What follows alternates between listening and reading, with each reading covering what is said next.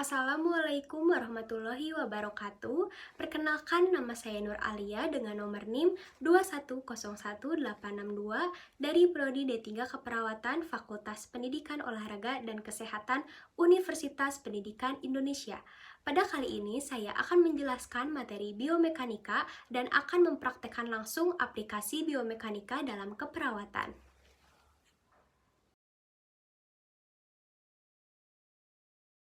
Pengertian biomekanika secara terminologi terdiri atas kata bio yang berarti makhluk hidup, kata mekanikal yang berarti gerakan. Biomekanika adalah ilmu yang mempelajari gerakan pada makhluk hidup, di mana dalam biomekanik mempelajari gerakan dengan aktivitas otot pada manusia. Menurut ilmuwan Franklin and Nordin, biomekanika menggunakan konsep fisika dan teknik untuk menjelaskan gerakan. Lalu pada pendapat Kavin membuat istilah biomekanika kerja okupasional biomekanik. Biomekanika kombinasi dari ilmu mekanika terapan, ilmu biologi, dan ilmu fisiologi. Prinsip-prinsip mekanika dipakai penyusunan, konsep, desain, dan pengembangan peralatan dan sistem dalam bidang biologi dan kesehatan. Biomekanika dibagi menjadi 3, yaitu biostatik, bioenergetik, dan biodinamik. Konsep dasar mekanika. Yang pertama ada pemindahan atau transportasi pasien merupakan aktivitas terpenting yang dilakukan perawat dalam mencegah potensi cedera seperti low back, pain, HNP, dan lain-lain. Yang kedua, perawat perlu pemahaman tentang prinsip gaya, pusat gravitasi, gaya gesek, dan sistem pengukit. Hukum dasar biomekanika terdiri dari hukum Newton 1 atau inersia, berbunyi jika resultan gaya yang bekerja pada benda yang sama dengan 0, maka benda yang mula-mula diam akan tetap diam. Hukum Newton 2 berbunyi, apabila ada gaya yang bekerja pada suatu benda, maka benda akan mengalami suatu percepatan yang arahnya sama dengan arah gaya. Hukum Newton 3 berbunyi, untuk setiap aksi selalu ada reaksi yang berlawanan. Contoh hukum Newton 3 pada pasien yaitu yang berbaring di tempat tidur dan tidak terjatuh. Maka ada 2 gaya dari tempat tidur dan gaya gravitasi. Jika gaya dari tempat tidur cukup kuat, maka pasien akan terjatuh. Akibatnya gaya tarik bumi atau gravitasi. Usaha dan gaya. Usaha adalah besarnya gaya yang diberikan untuk memindahkan suatu benda. Massa, berat, dan gaya gravitasi. Massa adalah jumlah unsur suatu objek. Berat yaitu jumlah unsur suatu objek yang dipengaruhi gaya gravitasi, dan gaya gravitasi merupakan gaya tarik bumi terhadap suatu benda. Pusat gravitasi.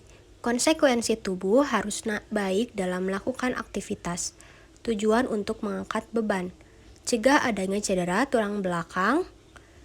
Pastikan kondisi yang stabil bagi pasien.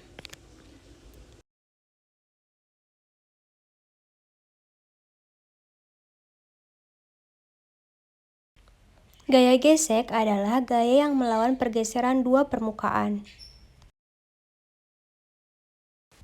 Ulcus decubitus terjadi adanya gaya aksi-reaksi yang terlokalisir dan adanya gaya gesek.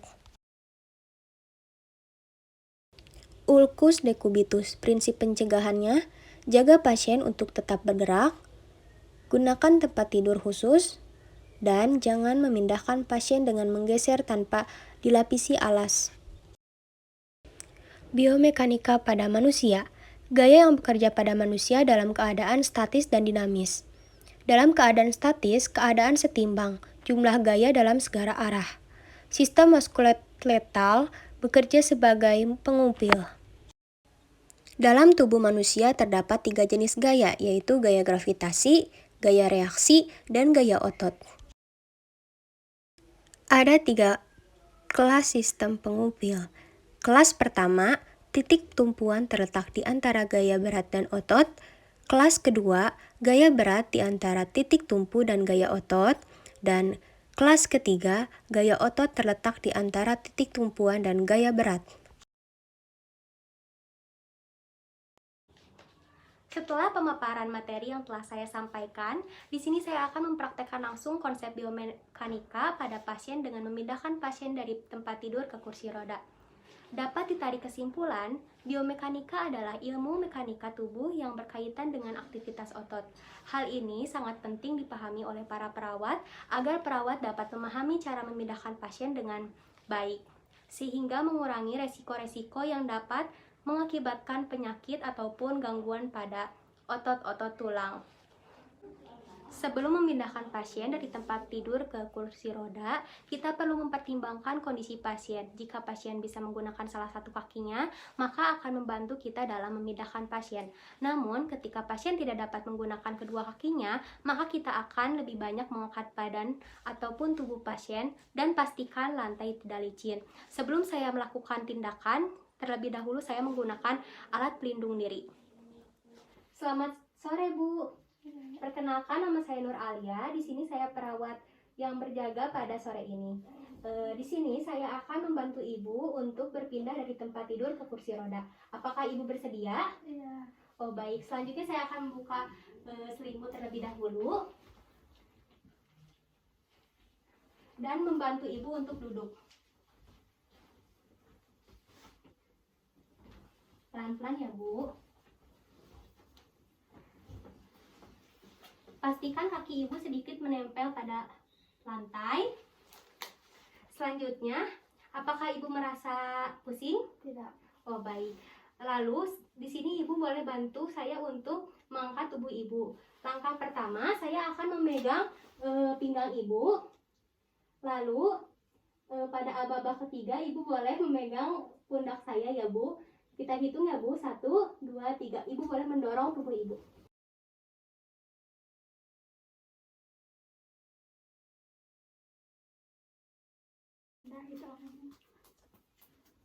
Pada saat sudah sampai di sini, Ibu boleh memegang lengan kursi roda. Baik, Bu. Alhamdulillah sudah selesai ya, Bu. Selanjutnya saya akan bantu Ibu untuk berpindah dari kursi roda ke tempat tidur. Saya bantu ya, Bu. Pelan-pelan ya, Bu. Duduk dulu ya, Bu.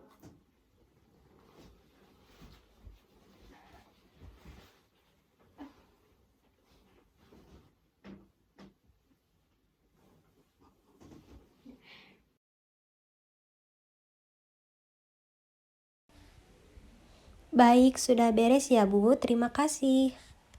Contoh kedua pada penanganan pasien cedera. Penanganan ini saya lakukan dengan tim untuk mengevakuasi pasien cedera menggunakan tandu darurat. Hal yang perlu diperhatikan dalam mengangkat dan memindahkan pasien yaitu kenali kemampuan diri dan kemampuan tim penolong, yaitu saling berkomunikasi antar penolong.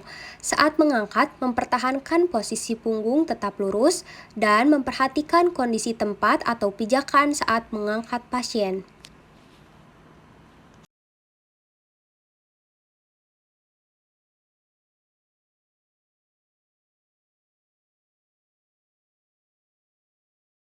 Sekian dari saya, mohon maaf bila ada kesalahan. Wassalamualaikum warahmatullahi wabarakatuh.